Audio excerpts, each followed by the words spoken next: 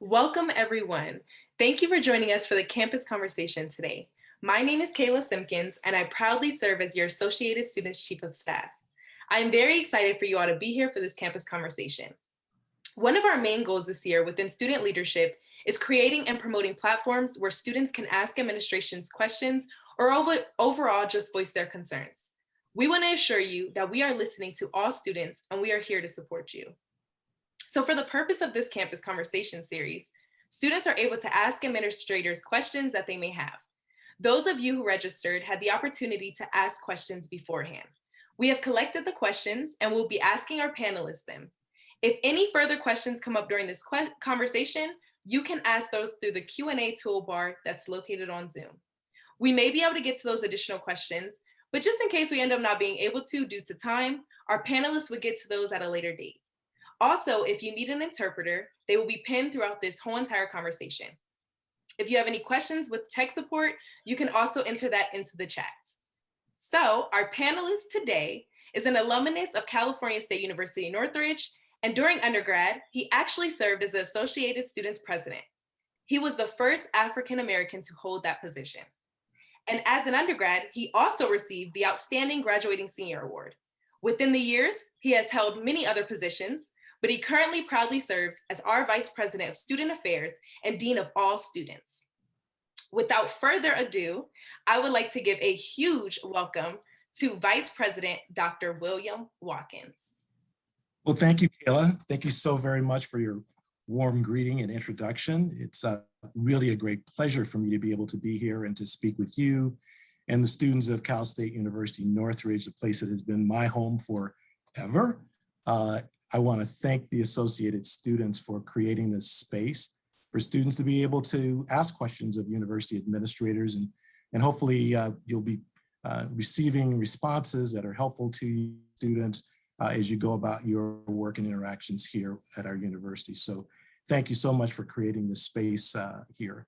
I was walking across campus today. I'm on campus right now and saw students, and I just got all excited. Every time I'm around on campus and see students, I really get quite the thrill because all of us administrators really do miss having our students here. Universities are made for students and the magic that they bring. And so we are really looking forward to having our students join us in greater numbers as we move into the spring term.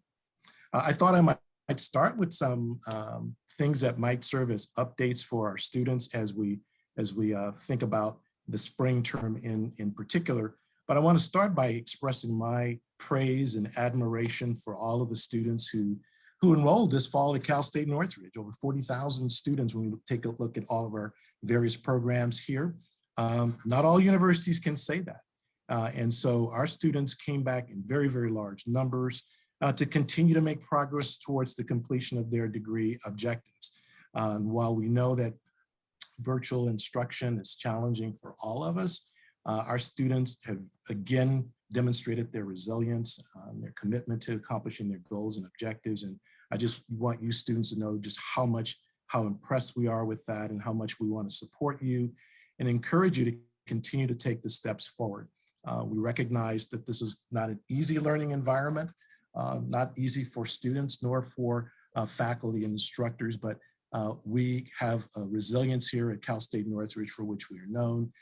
And thank you so much for continuing to be on that journey.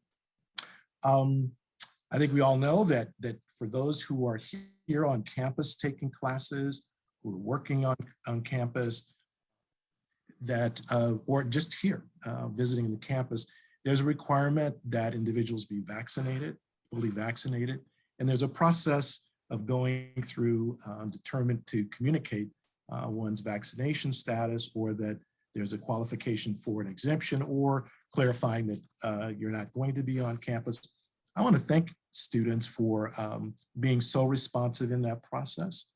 We have over 95% of the students who are coming to campus for classes and various other reasons have been very diligent in responding within that self-certification process. We're still communicating with a few students who may have one question or another about how to communicate their status to us, but we want to really express our thanks to you all for cooperating with that expectation. As we move into the spring, we have already sent out a communication to our students who are not taking classes on campus this fall, and many of whom have not already gone through the certification process. You should have received a communication about the need to go on and complete that self-certification. You'll need to do that in order to be able to register for your spring classes. And so you don't want to delay in getting that done.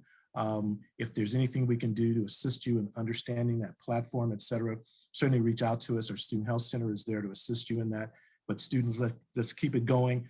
I want to just make the overarching statement that as we come back into our space, and really in our space right now, our mindset is keeping each other healthy and safe, and doing those kinds of things that we can do individually to make sure that we're taking care of each other as we are here in the Cal State Northridge space. So I wanted to start with those things. Some other real cool updates, I think, that students would want to hear a bit about. Many students probably watching here today have benefited by receiving one of the CSUN Cares for Students grants that we sent out immediately after Census Week here. We, for this fall, have distributed over $34 million to 36,000 students who have received those grants. And we still have some funds available. So if students were not able to benefit by that issuance of those grants, certainly get in touch with the financial aid office to see whether or not you qualify for that. And just a little heads up for students who are registering and enrolling for the spring, once you register, enroll, and make it through census, we're going to give you yet another grant. We're really, really happy to be able to distribute funds. These are federal dollars that are assisting students who've been impacted by the COVID situation, and we know the students are strapped for resources. So we wanted to share that with you. I'm really excited that recently we named an assistant director for basic needs programs. Basic needs is a kind of a reference that we have for housing and food insecurity and financial insecurity and other kinds of things. And we recently named an administrator to take over all of those different programs on our campus. We're endeavoring to create a one-stop opportunity for students to go to a single office, and when they have need for guidance regarding how to get food, access to the food pantry, Fresh Start, or temporary housing, those kinds of things, that we will have that resource available for you. So happy we're making that progress. If we can assist any students in that regard, certainly please reach out to us. We have over 2,000 students in housing. I don't know if any of you have had a chance to go up there and interact with the housing community. Any of the folk from housing are online here, sending you a shout out. We thank you for your good work operating as a community and keeping each other safe there in that particular space. We will have housing available, additional bed spaces available for this coming spring, but right now we have about 2,000 students who are there in our housing community. We're hoping to make things a little bit more convenient as we come back this spring for students who might have need to go to the student service counters in Boramian Hall. And rather than stand in line, we're going to have this app platform called QList that you'll be able to make use of and find out when it's your turn to just show up there and receive a service and not have to stay in line. We know that some of our students are still waiting for a photo ID. And so we're setting up a platform so that you don't have to go to the Boramian Hall counters there and stand and take a photo, but you'll be able to upload to the photo ID platform and get your photo ID. So be on the lookout for that opportunity as well. And the final thing I'll share with you is something that's a bit off, but I think is going to make a huge difference in convenience for our students here on our campus. And that's that we're working towards the development of something called a one card. And that would be a card, whether it be a hard card or could be an electronic device, but that you will be able to make use of a card to have access to the library, to purchase things from the campus store, food services, et cetera. We really are trying to make it increasingly more convenient for our students here at Cal State Northridge. And we hope to have that in place for this next coming fall. So I think those are the basic kinds of updates that I wanted to share. I do want to also say to students that we are surveying you right now. Hopefully you received a communication from me inviting you to tell us how we can help you, what we can do to support you as we lean into the spring term. At this point, the responses have not been overwhelming. So everybody here who's chiming in today, make sure that you find my email to you about that student survey. This is a real concrete way in which you can tell us what your needs are, what your experiences are, and how we can be positioned to support you in this coming spring term. And there's one other activity I want to bring your attention to, and that's a focus group that I wrote you about that is being conducted tomorrow, actually it's on Friday, concerning university policing. We have really leaned in here and are engaged in a very active process of learning from our campus community, faculty, staff, students, ways in which we can better integrate our university police in our space here, make them a part of our community, and provide the kinds of supports and services that might be needed by our campus community. So I could go on about 100 more of the kinds of things that are happening that are exciting, but I think you have some questions for me, Kayla, so let's take those questions. Yes, thank you, Dr. Watkins. Wow, a lot of lovely, wonderful updates just for students and what's happening on campus. So thank you for sharing that with all of us who are tuned in. But I do have questions that came in from some of our students. So the first question is, why aren't there more online classes being offered during spring? Yeah. So we are offering a spring term that is certainly going to have a lot more classes than we have for this fall. And actually our spring is probably going to look like the number of courses on campus that many of our sister institutions have offered for this fall. So we were very modest in terms of on-campus opportunities for health and safety reasons, being in LA County for this fall. As we move into the spring, we're going to add more classes. What that looks like is about 20% of the classes will be fully virtual. And about another 10% of the classes will be hybrid, having some virtual and on-campus component, and 70% of our classes at present have been set up for face-to-face in-person course taking. You know, we get requests from students in both directions. Some want more virtual classes. I got a long email from a student earlier in the week who kind of took the university to task for not being 100% face-to-face back for this spring. How come we can't all be back? So we recognize that there's a variation in what students might desire. The majority, a significant percentage of our on-campus courses, or pardon me, I should say our virtual classes, significant percentage of our virtual classes are general education classes.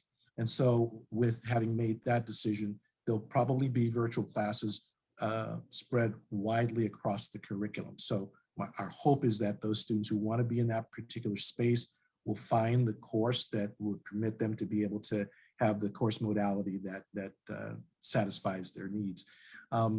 It is the case that there are some courses in some disciplines that for accreditation reasons have to be in person. They cannot be offered virtual.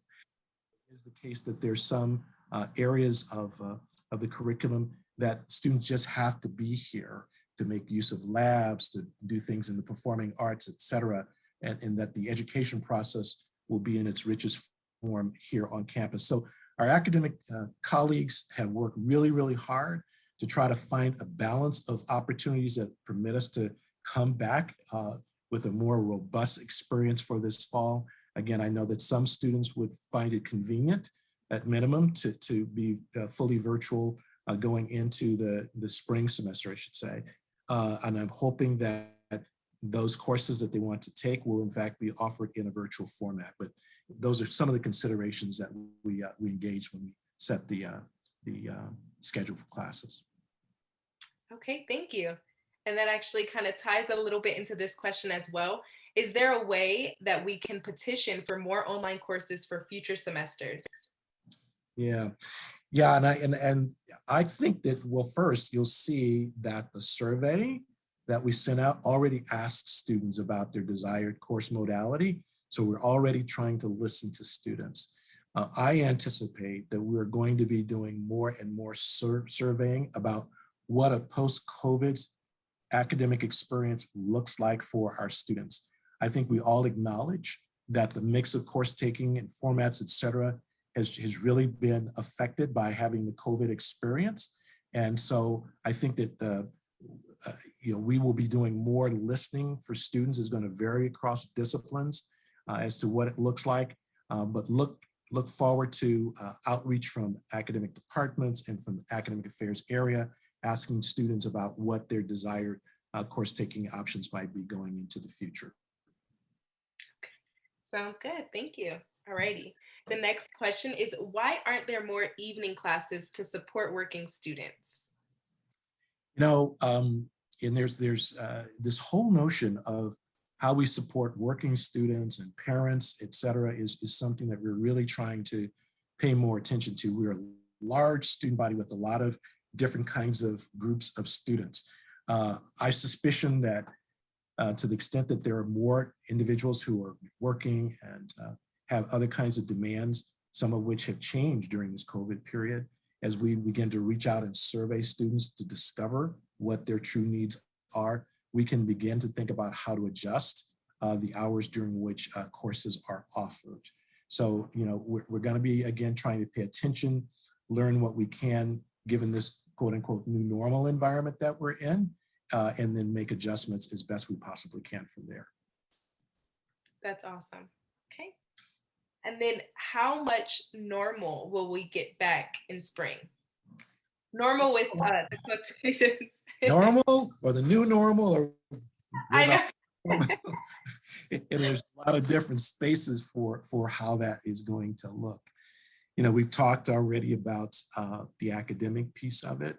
My life is spent outside of the classroom, and when I think about the experience of college going here at Cal State Northridge, I do have this recollection of a very vibrant campus with many, many things going on, people coming and going all times of the day and into the late evenings. So as we come back with 75% of our classes being in person, that's going to create a significant mass of students who will be on our campus. So we are going to be here to service them as if we're fully open, because we will be open. Offices are going to be open. There's going to be far more coming and going. As I sit here in my office during the week now, not so many people coming around. That changes come this spring. So all of our offices are going to be open, and we will be functioning in both a virtual environment as well as an in-person environment. So we're planning for both scenarios there. But all of the services in the very main hall will be available. The library library's open now, but that is going to be likely in more plentiful use. The student health center, all of our student service areas, all of our academic support areas, all of our academic departments, et cetera, all of those are going to be functional and available to our students. There may be parameters for how we use space, depending upon where we are with the pandemic. And that's the big elephant in the room, isn't it? I mean, we can talk, and I'm going to be talking really super optimistically in this conversation, but I know that there's potentially another reality with which we will have to wrestle. And if we get sick, and if we have the virus spread rapidly and go in the opposite direction, then we will do what we need to do to keep all of our students and all of our employees as safe as we possibly can. But thinking optimistically, I'm looking to see campus activities happening on our campus, bookstore, food service, all of those kinds of services open and available. We may adjust how much, but we'll be very, very transparent and inform students about how all of that's going to play back. So the normal will be the new normal that has some caveats to it, but we're trying to think very optimistically about this spring. Wow. Okay. And that kind of ties into this next question. It's very similar. You kind of answered it already, but I'm still going to put it out there. Maybe you can add on some additional things. But when will we know what will really be open and what will be closed on campus this spring? Yeah. Especially like things like the food services, the snacks, all of those items. You like snacks? Okay. I do. So, our information will be more specific and, the closer we get to the start of the spring term. Now, what we want students to really get in the habit of doing is opening up some of those emails that we send to you. We've been trying to send out emails every other week with updates. They will vary in terms of the updates, but as we move along and we move along in our planning processes, we will be embedding more and more information about what our plans are, how it is that we are seeing things evolve for this coming spring. So right now, things seem really positive, and I can speak in a very positive way. So we're planning with all of those kinds of upside considerations. But if things should change and go in the opposite direction, we'll give students that advice as well. So important, again, I know email isn't the best resource available to students, but make yourself do it. I think as we get into the moving through finals and into the winter break, you don't want to be out of the loop. Students should really be opening up those emails and checking out those messages. We'll be communicating with you actively. Most definitely. There are a lot of emails that get sent out with different surveys, and they have really good questions for students. So definitely, definitely. All right. And the next question is, can federal work study be increased? Increase both the hourly wage and the total number of hours available on campus? Interesting question. So I wish Cal State Northridge got more federal work study dollars than we get. The allocations are determined at a federal level. We get a certain federal allocation and we match those dollars here. And then depending upon a student's individual financial aid package, they may get some financial aid award in their financial aid package, which talks about how much they can make ultimately during an academic year through federal work study. So that's the student having a work study package. The other consideration is the office in which a student might work here on campus. So the individual rates of pay for the work that's being performed is determined by the individual office that has the job available. So if a student is working in an office right now and thinks that there should be a conversation about increasing their hourly rate of compensation, that's a conversation that would be appropriate with their individual supervisors in that department. If a student has a financial aid package that does not have work study in it, and the student wants some of that, if at all available, they should contact financial aid to see whether or not there can be a repackaging of their financial aid to include work study funding as a part of their financial aid package. So a couple of considerations. Part of it is at the individual student level and what the student qualifies for. Then the other piece has to do with the job that you take on campus, or if it's an off-campus work study, same kinds of considerations in terms of what the employer, if you will, is paying and the number of hours that they have for the work. Okay, thank you for that clarification. I have also heard other students kind of ask a similar question to this one, so I'm happy that we got this one today and you were able to answer and clarify everything. Great. So thank you. Great, good. All right, next question is, when will CSUN support a student parent resource center? So parents are the thing this fall.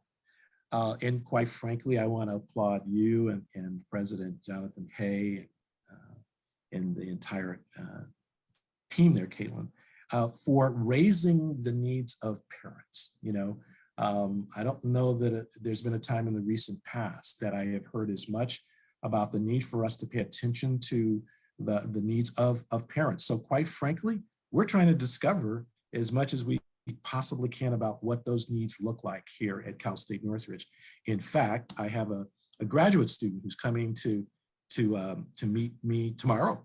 The student wrote to us about some needs and did a fabulous job of conveying those needs. And I said, I need to meet you because I need to find out what you can tell me about the needs of our parents. When you take a look at the Veterans Center or look at the Pride Center or any of these kinds of special resources that we have on our campus, all of that starts from students telling us what it is that they need. We want to respond to students. And so I'm not a student parent, so I don't want to pretend like I know what that set of needs are. We have some things that we're doing right now, be that parent housing and student housing or the child care center and those resources, et cetera. But what does that look like for our students here at Cal State Northridge today? We're on a journey to discover those things, and it will be based upon what it is that we learn that will assist us in having a better understanding of that. kind of connected to that, you may be aware of the fact that we're engaged right now in a study of identity-based resource centers. Dr. Freddie Sanchez and Dr. Maquita Gamage are members of our university family here who are conducting focus groups and talking to students and talking to a number of individuals about how these resource centers might be able to be powerful drivers of student success. So it's quite timely, quite frankly, that we are thinking right now about parents as another constituency, another affinity group within our campus community that we need to provide services to. But that comes first from understanding, and we're going to turn to our students to learn more about that. So kind of hard to say what that looks like as we roll it out, but it's absolutely on our radar right now. So more to come. Awesome, thank you. Yeah, even within AS, we actually had a meeting earlier to discuss just students as parents and different things like that. Because it really is important, and it's something that hasn't always been talked about, but it's about starting somewhere. So that's Well, I mean, when we learn the journey of our parents, I mean, our opportunities to talk to them and learn what they're navigating to get their schoolwork done and to care for their children, it is really quite humbling when you take a look at how committed our student parents are to completing their degrees and being outstanding parents. And so we want to partner to try to support that, because we want to get everybody across the finish line here at Cal State Northridge. Definitely agreed. All right. And this next question, there's probably a lot of students with this concern, but it's about the DPR. So can you share any updates on the new DPR? Well, I can't, but I have with me today someone who I think can. Let me introduce you to Dr. David Defoe Hunter, who is our still relatively new Associate Vice President for Enrollment Services, and he takes care of all of the admissions things and recruitment things, and financial aid is even in his bailiwick. David, welcome. I'd like to invite you to respond to that question. Thank you. Well, hello, and good afternoon, everyone. For those of you who don't know what DPR stands for, it's Degree Progress, basically is what that is. Degree Progress Report. So right now at the university, we use a current Degree Progress Report that you guys are probably familiar with, where you can see the progress you're making, and you can also go to the registration planner, and you can manually put in the courses for a particular semester, and then you can sort of, for each of the subsequent semesters, put courses in there.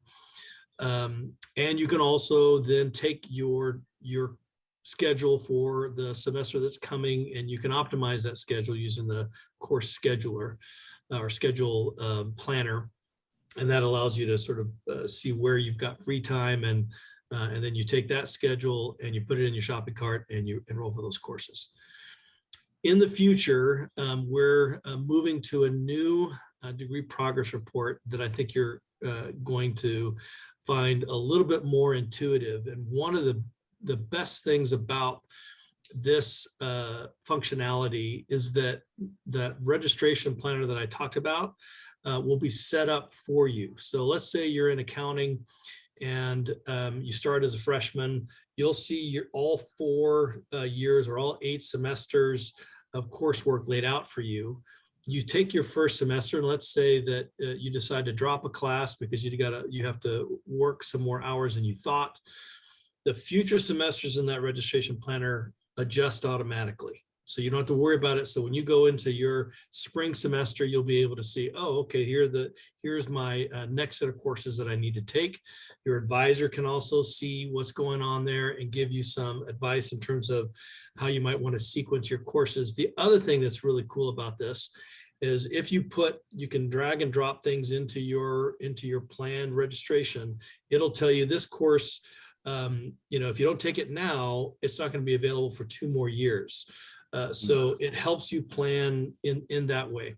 The other cool thing that we will eventually roll out is that when you do all this work now, you're kind of going into 3 different platforms. And in this new functionality, you'll do everything right there. So you can do your registration planner. You can optimize your schedule, and it will then take you directly into your cart so you can enroll right away. Because one of the things that can happen is when you're just trying to make all those adjustments and you put in the cart, now the courses aren't available. So we're working on this functionality right now.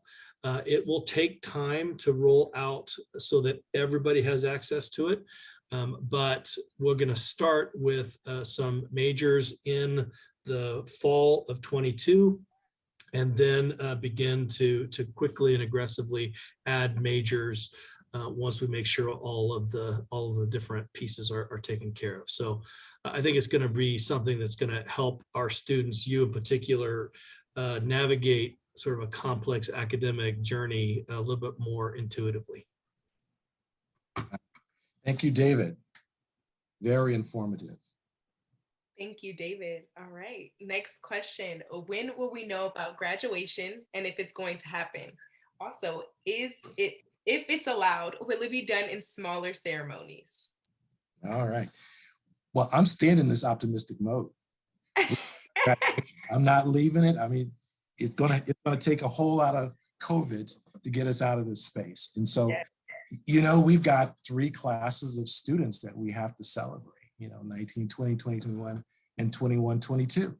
And we have said to students that we would celebrate them all who want to return to campus when we had an opportunity. And so, you know, let's all stay in this mode of staying healthy and hoping that everything continues to happen positively around us. So I'll share a couple of kind of things that we would expect. Our commencement venue holds about 10,500 people, okay? So that's a whole lot of people together in a space. And so you can anticipate that the county health department will have some standards about commencement ceremonies and seating and et cetera that we're going to have to consider. And those standards we will want to be paying attention to the closer that we get to our commencement ceremonies. But we're going to start planning in the next couple of months to begin to conceptualize how do you serve as many students as might want to come back for our ceremony. How do we write to former graduates to find out whether or not they do want to come here? Some may have moved across the other East Coast and haven't any plan. They've already gotten their degree and they're good. But we need to find out how many students are likely to be participating, and then see what kinds of configurations we can celebrate our students in, conferring their degrees, ideally shaking there. It's a lot of hands to shake, but shaking hands. And always very important to our students is being able to have guests. Just how many guests would be in play? You know, all of those numbers have to kind of wash themselves together. Numbers of students, numbers of seats, numbers of days. I'm not imagining that we're talking about smaller ceremonies. We're probably talking about maxing out at as large a ceremony as is safe to have. So more to come in terms of that. My hope is that as students come back to campus following the winter break, that we will have more clarity around scheduling and be able to tell students what they can begin to think about in planning. Now, again, we're going to always be very upfront with students about any things that are conditions that could alter our plans, but we intend to be planning for finding each other right out there in that beautiful university library lawn, celebrating our student achievements. Okay, thank you for that. So it's looking like we're spreading optimism across the campus community. A lot of optimism. You gotta do it. Yes, all righty. So the next question is, can my club book meeting? I'm sorry. This one is so very, okay. Can my club book meeting rooms and plan for spring recruitment? All right. Well, I've got another wonderful person here who could help answer that question. Dr. Shelley Rellis-Bischoff. Most of you know Dr. Rellis-Bischoff is our AVP for Student Life. I think those kinds of things fall into your shop. So why don't you see if you can give us a response to that? They certainly do. And thank you everyone for being here this afternoon. And thank you, Kayla, for hosting this program. It's just, as Dr. Watkins was saying earlier, we miss our students and we're anxious to come back and reestablish, reclaim campus life, student life here at CSUN. And so I do want to share information related to reservations of rooms in the USU and on campus. Those processes are open now. And so any club and organization can get online now and reserve space, for example, in this USU through June 22. But I think that question also really touches on recruitment, right? So probably very particular to our fraternity and sorority organizations. And so we are, in fact, this week, thinking through in terms of, within student affairs, consulting, as we have been and will continue to do in terms of event planning processes and guidelines for the spring. And we'll be working very closely with our team in MIC, who will be working very closely with our Greek leaders and organizations to really help them create a proposal that's in alignment with the guidances that we have as far as event planning on a larger scale, such as recruitment for the spring. So, and that collaborative process is what we did this past fall. And I'm going to maintain that hopeful optimism that we'll have some leniency and greater opportunity in terms of the gatherings that we're able to host and that our students are able to host. And then we'll certainly be sharing that information with our clubs and orgs so that they can begin to plan accordingly. Fantastic. Thank you, Dr. Shelley. We're really trying to, we kind of screwed the lid down pretty tight in terms of activities here on our campus. And, and thank God we've been well. I mean, we've had some COVID situations here, but we haven't had outbreaks from events and activities. And some of that is a result of the real conservative, if you will, approach to planning with health and safety as our North Star, as our most important goal. As we plan towards the spring, it's not that it is any less important to us, but we do want to take advantage of improved conditions that will allow us to populate in a different kind of way. We'll be, counseling people to continue to think about distancing and obviously, if you're on campus, you're going to have been fully vaccinated, or if you have an exemption for medical or religious reasons, then you have to be current with your weekly testing. And every day when you come to campus, you will have to do the health screening. So when we're dealing with students on the campus, those are things that we're going to be expecting that they're already taking care of that before they come on campus. And then when they come on campus and they're around in events and activities, that they're properly masked and doing all of the kinds of things that our programmers will be guiding them towards. But we're trying to create a framework so that students can begin to experience the other developmental process of being at a university, which is beyond the intellectual things that are happening in the classroom. It's all of the developmental stuff that we see through our leadership interactions in clubs and organizations, things like you've done so well, Kayla, in your journey here. And so we want to really create an opportunity for as many students as possible to engage in that very same way. Awesome, thank you. All right, and then this question is kind of exciting for the students. So we'll meet the clubs in the farmers market, be back in the spring. Yeah, if I got anything to do with it. Yeah, I mean, we're gonna be seeking to plan for the farmers market.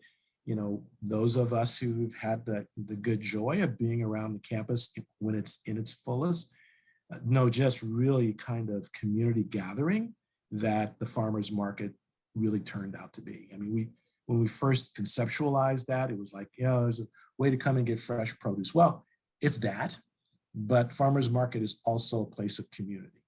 And we know that community and connecting is really, really important and essential, certainly for our first-time students who are just joining here in the Cal State Northridge family.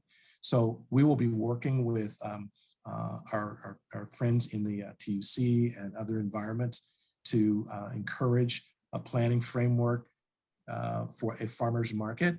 And hopefully we were able to put something like that again yet for the campus community this coming spring that is compliant with all of the kinds of LA County Health Department standards that are going to be out there. There'll certainly be some that we have to adhere to. So, but yeah, President Hay said the other day, students want farmers market back. So we got that on the list of things that we're going to be exploring. Meet the Clubs is just, now when I think about Meet the Clubs, anyone who's gone out there know that it's just a mass of individuals. It gets a little tight in there. So we need to think about how to space things out so that we can actually be mindful of safety considerations as we do that, but creating opportunities for students to be exposed to the opportunities through our many, many hundreds of clubs and organizations is a special and important way for us to live the Matador life. And we're looking forward to trying to do that this spring. Awesome. That's good to hear. Even for me, I know I enjoy Meet the Clubs and Farmers Market. It really does bring students together in the campus community. It's good for first-time freshmen, transfers, and just even if this is your 4th year. Yep. You want to go again. Yeah. So things may look a little bit different, we've been doing different for the last 2 years now. So it'll be another version of that. And I think that if we're collaborative and we're working with each other and we're exploring and we're being creative, always with health and safety considerations uppermost in our mind, I'm convinced that we can find ways to have, a really more enriched experience for our students. Yes, definitely. All right, and our last question that we received is, what do you do when you're in desperate need of academic achievement support and your academic counselor has not responded to you?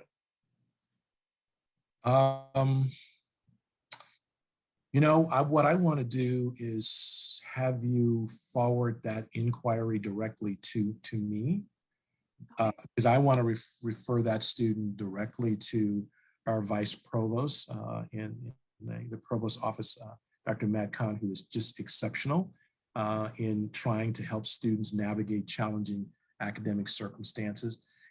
We want our advisors to be responsive, to interact with our students in ways that would meet their needs. Sometimes that breaks down and doesn't achieve what we would like.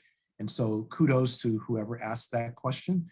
But I think this is an instance where we want to actually get that student some support. I hope that most students who are on with us today would report that they do have access to their advisors and the kinds of answers that they might have need of to the questions that they have from their department chairs and faculty and et cetera. But sometimes things don't work as perfectly as we would like. And in those instances, we want you to reach out. Sometimes it's to the department chair's office. Sometimes it's to a director of an advisement center, et cetera, to make sure that we can get the answers that students need to continue to make progress as they journey to their degrees. So make sure you refer that to me directly. Yes, right after this, I will make sure to send it to you. But thank you. That was very informative. So that wraps up all of the conversations that we have today, Dr. Watkins. We gotta end this? Come on. I looked in the Q&A section and there have not really been any questions asked. There was one, but David was able to answer that question. So if questions come up at a later date, of course, I would always share those with you. But that pretty much wraps up everything. I don't know if you have any last closing remarks that you would like to say just to students and those who have tuned in today. No, well, it's certainly, I want to thank AS for creating this space. And I know that we have some other opportunities for conversations with my other VP colleagues in the months ahead. We have really enjoyed the opportunity to be in community with our students, and we look forward to being able to do it personally. Again, I want to celebrate all of our students who are resilient and really working their way through a very, very difficult learning experience in home situations. It's multi-level, but we support you. If there are ways in which we can better exhibit that support, please reach out to us so that we can make sure that we support you in achieving all of your goals and objectives. Kayla, thanks so much for being such a wonderful host. And I'll see you at the next Senate meeting, right? Yes, of course. So what a wonderful conversation. I just want to say thank you again, Dr. Watkins, for this conversation, for joining us. for making the time. And thank you all to the audience as well, just for tuning in, for staying the whole time and listening to this, asking questions for Dr. Watkins, because everything is super informative and things that, you know, sometimes worry students as entering back in a lot more and more on campus in the springtime. So thank you for that. Yes. The next campus conversation will be on December 10th at 12 p.m. and it will be with the Vice President, Colin Donahue, and Interim Vice President, Ron Phillips. Register and make sure to get your questions answered. Thank you, everyone, and I hope you all have a rest of your fall semester. And thank you, Dr. Take care, everybody.